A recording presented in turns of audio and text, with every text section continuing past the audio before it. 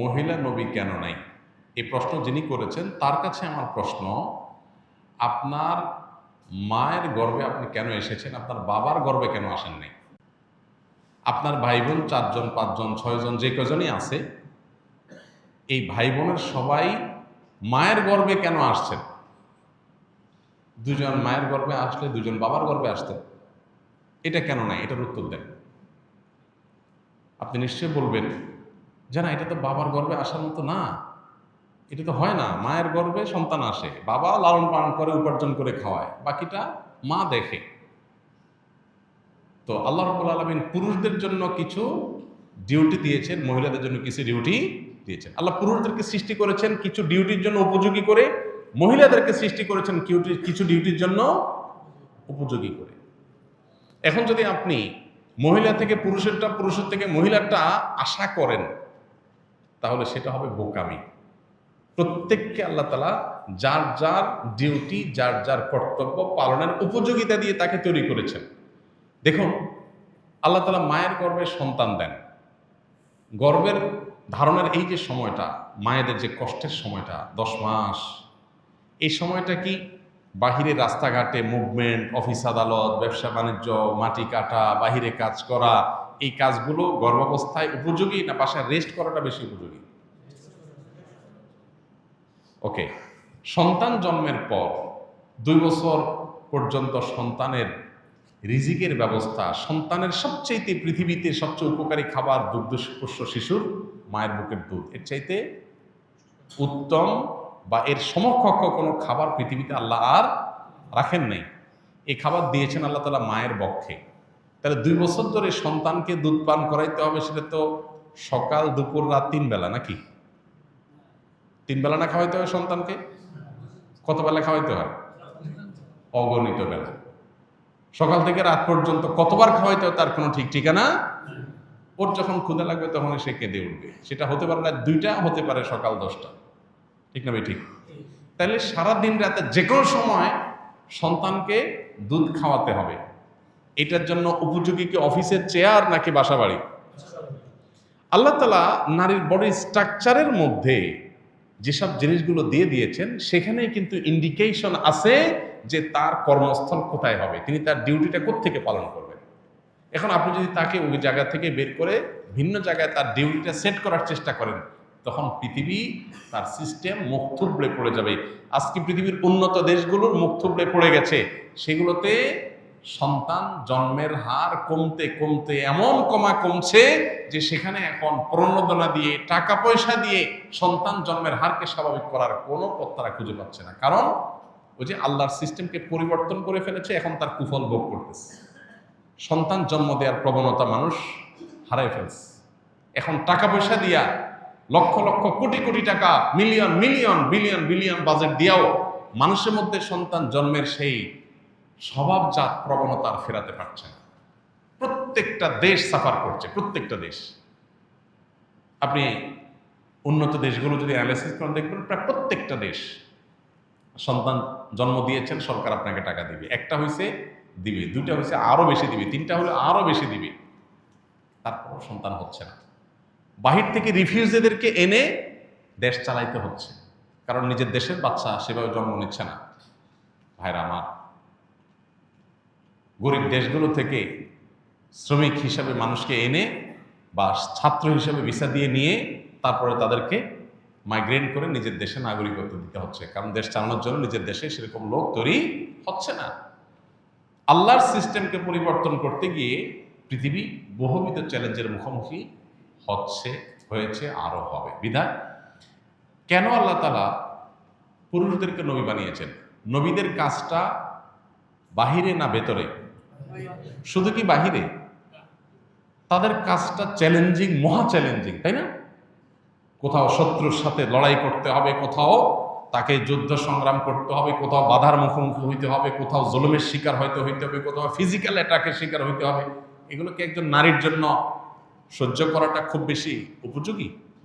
তাহলে হ্যাঁ, নারী অনেক কিছুই করতে পারে, আল্লাহ তাআলা তাকে অনেক ক্ষমতা দিয়েছেন। দেখুন, যে পুরুষ বীর হবে, নারী তাকে জন্ম দিবে। ইচ্ছে বড় গৌরবের বিষয় কি? যে পুরুষ বীর হবে, নারী তাকে গড়ে তুলবে, বীরের মা হবে, এর চেয়ে বড় মর্যাদার বিষয় কি? মর্যাদা দেওয়ার নাম করে আমরা এখন যা করছি এটা পৃথিবীকে পশ্চাদমুখী করবে। যেটাকে আমরা অগ্রগতির মাধ্যম মনে করছি সেটা আসলে আমাদেরকে পেছনের দিকে নিয়ে যাবে। বিদায় বিষয়ে আমাদেরকে সতর্ক হতে হবে, সচেতন হতে হবে। আল্লাহ রাব্বুল আলামিন যাকে দিয়ে যে কাজ নিতে চান তাকে সেইভাবে তৈরি করেছেন। আপনি এটাকে উল্টাতে চাইলে সেটা হবে না। অতএব আল্লাহ তাআলা কেন পুরুষদেরকেই শুধু নবী বানিয়েছেন, মেয়েদেরকে কেন নবী বানান না, এর মধ্যে এটার উত্তর আছে। আল্লাহ আমাদেরকে বোঝার তৌফিক দান করুন। আমার বয়স 19 বছর। আমি ছোট থেকে নানু নানার সাথে থাকি, আমার মা বাবার সাথে থাকি না, কিন্তু মা বাবার সাথে কথা হয়, দেখা হয়। এখন আমার প্রশ্ন, আমার নানা নানু অসুস্থ হলে আমার খুব খারাপ লাগে, কিন্তু মা বাবার ক্ষেত্রে খারাপ লাগে না, টেনশন হয় না। এখন আমার মাঝে মধ্যে মনে হয় আমি সন্তান হিসেবে কুসন্তান হয়ে গেছি নাকি। সন্দেহাতীতভাবে এটা খারাপ জিনিস যে আপনার মা বাবার অসুস্থতা আপনার কষ্ট হয় না, কারণ আপনি তাদের সাথে থাকেন না, মায়া তৈরি হয়নি। প্রথমত, মা বাবা হিসাবে তারা, অভিভাবক হিসাবে আপনার মা বাবা হিসাবে তাদের কোনো কষ্ট হলেই আপনার ভিতরে কষ্ট অনুভব হতে হবে। এটা হওয়ার জন্য আপনি তাদের সান্নিধ্যে যাবেন, তাদের কাছে থাকবেন, এবং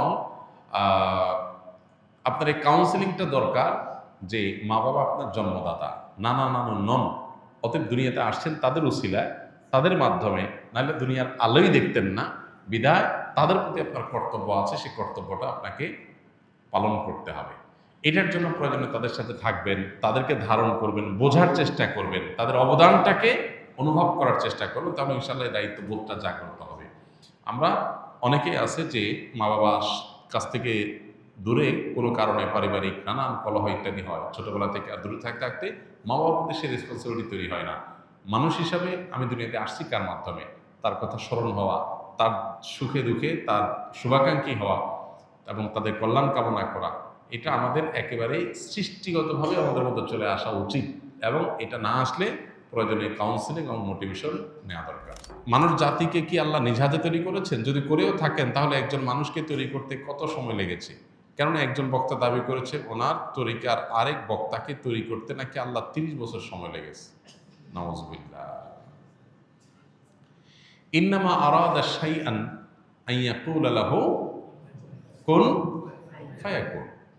আল্লাহ রাব্বুল আলামিন বলেছেন, আল্লাহ যখন কোনো জিনিস সৃষ্টি করতে চান তখন আল্লাহ বলেন হও, হয়ে যায়। আল্লাহ শুধু কুন বলেন, কুন মানে হও, হয়ে যায়। গোটা সৃষ্টি জগৎ তৈরি করা আল্লাহর জন্য মানে এক কুন বলার সময়ের ব্যাপার, তাই না? আল্লাহ যা চান সেটাই হয়ে যায়। এরপর আল্লাহ তাআলা এই নবমণ্ডল এবং ভূমণ্ডল, এই মহা সৃষ্টি আল্লাহ তাআলা সৃষ্টি করেছেন 6 দিনে। যেটা আল্লাহ তাআলা কোন বললে হয়ে যেটা 6 দিনে কেন করেছেন, এটা নিয়ে অনেক আলাপ আছে।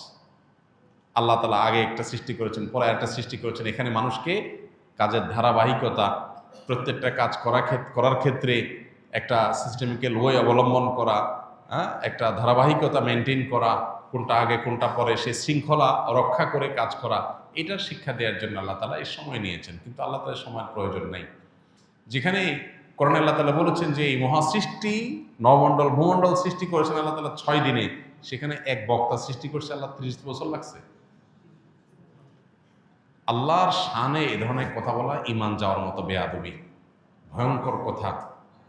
যে আল্লাহর 30 বছর লাগছে, মানে উনি এত বড় হয়ে গেছে, ওনারা বানাইতে আল্লাহর 30 বছর লাগছে, নাউযুবিল্লাহ। আপনি কোনো আলেমের মর্যাদা বর্ণনা করবেন, তার যোগ্যতা থাকলে সেটা বলবেন, 100 বার বলেন, কিন্তু বলতে গিয়ে যদি আল্লাহর শানে বেয়াদবি করে ফেলেন, আল্লাহর জন্য তারা বানানো কঠিন হয়ে গেছে, সে এত বড়, তাহলে মানে আল্লাহর জন্য কঠিন করে ফেলছে বিষয়। মানে কোনো কোনো ক্ষেত্রে এই ক্ষেত্রে আল্লাহ মানে আল্লাহর সাথে তাকে আপনি আল্লাহর শক্তির সাথে তার সৃষ্টিকে আপনি কম্পেয়ার করলেন, মানে তার মাহাত্ম্য তুলতে গিয়ে আল্লাহর সাথে বেয়াদবি করলেন। কুফরি, কুফরি কথা, এই ধরনের কথা। আল্লাহ তাআলা আমাদেরকে হেদায়েত দান করুন। নবীকে সৃষ্টি করতে আল্লাহ তাআলা তো এরকম আলাদা করে এত বছর লাগছে কোনো হাদিসে আমরা জানি না, সাল্লাল্লাহু আলাইহি সাল্লাম। সেখানে কোনো বক্তাকে সৃষ্টি করতে লাগবে কেন? আর আলাদা আলাদা করে আল্লাহ তো একজন একজন করে সৃষ্টি করেন নাই। আল্লাহ সৃষ্টি করেছেন আদম এবং হাওয়া, তাদের থেকে বাকি সব মানুষ সৃষ্টি করেছেন। আর সকল সৃষ্টি যত মানুষ কিয়ামত পর্যন্ত আসবে তাদের সবাইকে আল্লাহ তাআলা একসাথে আদম আলাইহিস সালামের পিঠে আল্লাহ তাআলা দিয়েছেন, হাদিসে রয়েছে। এগুলো সবগুলো আল্লাহর জন্য একটা কুন বলার ব্যাপার। অতএব এই কথাগুলো